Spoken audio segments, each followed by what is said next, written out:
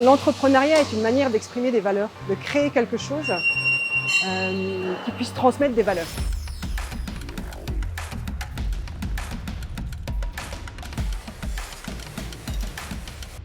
Nous sommes à Vétro, près de Sion, en Valais. Ici, on est dans une sorte de hub qui a été créé, imaginé par un collectif d'agriculteurs.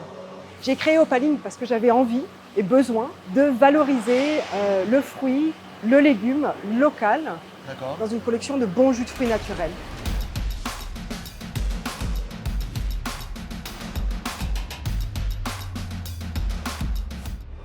On est confronté à des gros enjeux économiques, parce que finalement une entreprise micro, locale, qui valorise une matière première locale, eh bien aujourd'hui elle tend à être plus chère qu'un produit, qu'une boisson, qu'un jus de fruits, qui lui est optimal dans sa chaîne de valeur, mais sans nécessairement considérer les externalités écologiques.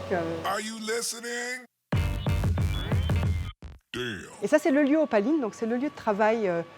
J'aimerais dire la source, parce que sans produit, eh bien, on ne peut pas transmettre des valeurs. Donc pour moi, c'est le début de l'histoire, elle est ici. Covid, arrêt de l'économie mondiale comme jamais on l'avait vécu.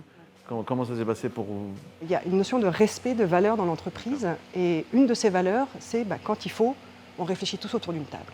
Puis on essaye d'amener des solutions. Alors bien sûr, je reste pilote à bord, donc je dois prendre la décision finale. Mais ce qui est intéressant, c'est que je peux bénéficier d'avis. Je peux se dire, voilà, les épiceries sont ouvertes, comment est-ce qu'on peut les aider? C'était intéressant, c'était pas comment on peut vendre plus, c'est comment est-ce qu'on peut les aider, parce qu'ils vont avoir beaucoup de demandes. Et effectivement, il y a une croissance exponentielle pour les épiciers qu'on connaissait. Les ventes en ligne sont devenues des canaux très actifs pour nous. Puis après, tu passes en pilotage de crise en tant que patronne. Donc tu as ton cash flow, et puis c'est de jour en jour. En tous les cas, on a bien l'intention de continuer, parce que la crise du Covid, qu'est-ce qu'elle nous a démontré? C'est que le produit local, la solidarité, ces liens, on peut très rapidement les mettre en place quand on a un problème. Donc il faut les renforcer, il faut continuer. C'est quoi être un entrepreneur? C'est ça. C'est quoi être un entrepreneur? Alors moi, j'ai une vision assez large de l'entrepreneuriat. Et je le dis souvent aux plus jeunes, je dis si tu as 5 balles dans ton porte-monnaie, tu es entrepreneur. Parce qu'à quelque part, l'entrepreneuriat, c'est prendre des décisions par rapport à une ressource financière que tu as. Où est-ce que tu vas la dépenser? Comment est-ce que tu la gagnes? Et qui tu vas toucher? Si ça, c'est la définition de l'entrepreneuriat, je pense qu'on peut tous dire qu'on est entrepreneur tous les jours de notre vie.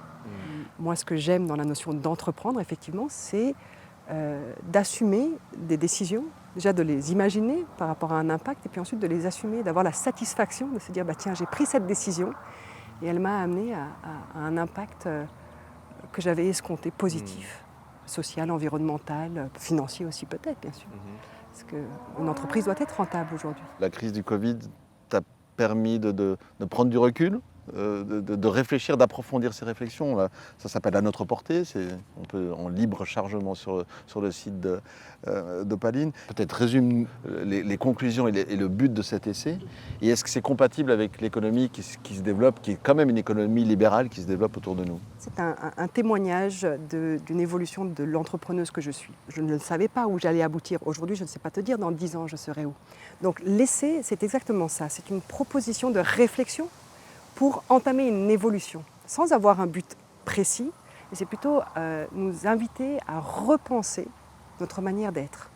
Dans son étymologie grecque, l'économie, c'est la gestion de la maison. Oikos nomos. Imagine-toi ta maison.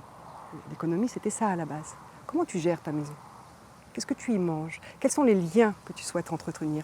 Il y a une hiérarchie dans une maison, bien évidemment, il y a un ordre, mais tout le monde contribue à ce que cette maison soit un lieu d'épanouissement. J'aime réfléchir à comment est-ce que notre économie peut évoluer, comment est-ce que notre modèle économique peut évoluer. Et qu'il fasse sens. Et qu'il fasse sens pour le plus grand nombre. Tu n'as jamais regretté d'avoir pris cette voie-là?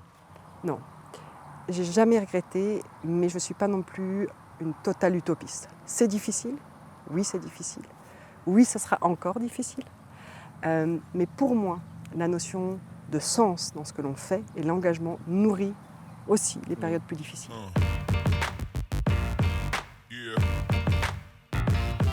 Pour moi, il y a 2 clés. La première, c'est le regard sur l'horizon. Où est-ce que je veux aller? Et pour moi, ça doit être très très clair.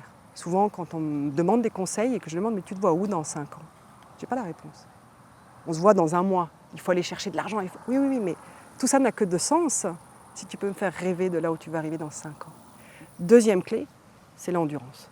C'est comme un marathon, il y a des fois tu as envie de t'arrêter, puis là tu trouves la ressource qu'elles soient intérieures ou extérieures, pour te dire je continue. C'est l'endurance. Est-ce que la Suisse est le bon endroit pour développer ce modèle économique auquel tu aspires? Dans le domaine de l'entrepreneuriat, moi je vois d'expérience, quand on va chercher des fonds pour l'innovation ou des fonds, il y a une administration énorme.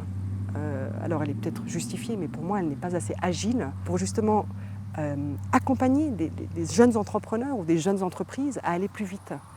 Surtout dans le monde alimentaire. Alors, ça existe peut-être dans le monde de la tech et là où on a l'habitude d'aller très très vite, mais aujourd'hui dans l'alimentaire on peut aussi aller très très vite.